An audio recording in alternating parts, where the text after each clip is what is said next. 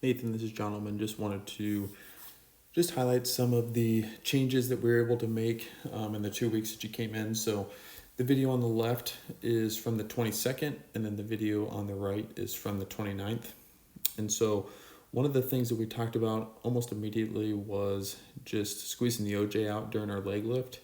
And so just making sure that that front foot doesn't get too far out away from our body as we start our initial move down the mound. So you can start out by having that front foot go out, but we want it to at least come back in before we start to make our way down the mound. Okay, so definitely clean that up a little bit in the second week. Okay, maybe it could be a little bit better, but that might be splitting hairs a little bit.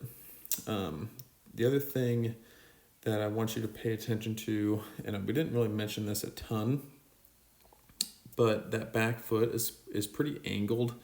Sometimes when we angle that back foot, what has a tendency to happen is we sit into our backside too much, and then we have to fly open because we basically now have more room in our hips to rotate within. And so I would encourage you to think about just squaring that back foot up with the rubber a little bit more and just seeing how that feels. Sometimes when guys are that angled with that back foot, they actually have a tendency to fly open even more. And so that's something that I would play around with and see if that back foot just kind of impacts how you move down the mound and how things feel. So that's something we didn't talk about so much, but I'm noticing now that I look at video. Okay, but as we go down the mound and as we get in a front foot strike, so you'll see that as that front foot lands and gets into the ground, the second week is much better in terms of just staying back and not rotating early. So you can see that as we get into the ground here, we're almost like into our throw.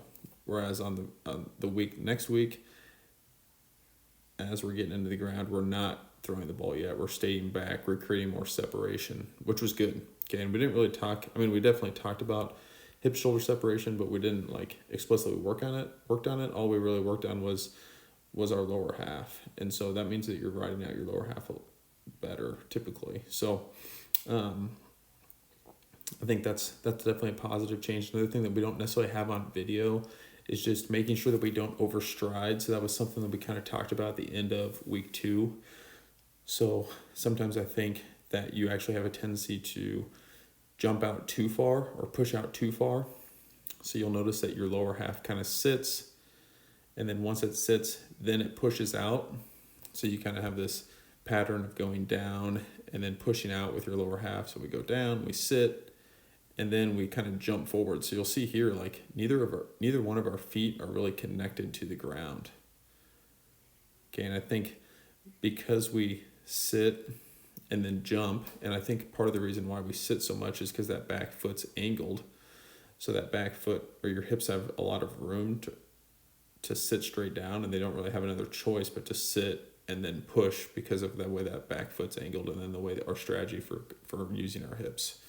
So long story short, what I'm recommending is squaring up that back foot, and then that drill that we did where we just shortened up our stride a little bit and maybe stayed a little bit taller so that we weren't striding out quite so far and getting stuck behind our legs. So we kind of talked about how it feels like sometimes you get stuck behind this front leg and you have a hard time getting over it, and you'll see that you're pretty vertical with your chest as you throw. And I think that's just because of how far we're just overstriding a tad, and we have a hard time rotating up and over that front leg. Okay, you'll see even here, it's almost like you get right there and you get stuck behind it, and you're not really able to rotate up and around it. Okay, so those lead leg slams I think are a good way to kind of get you to feel what an optimal leg lift is. Okay, we want that your front foot kind of slides in. Okay, we want it to more land a little bit more like a helicopter as it's coming down. So I hope you found that helpful. Definitely made some adjustments from week 1 to week 2 that were positive. I think there's some room for more. But let me know if you have any questions. Thanks.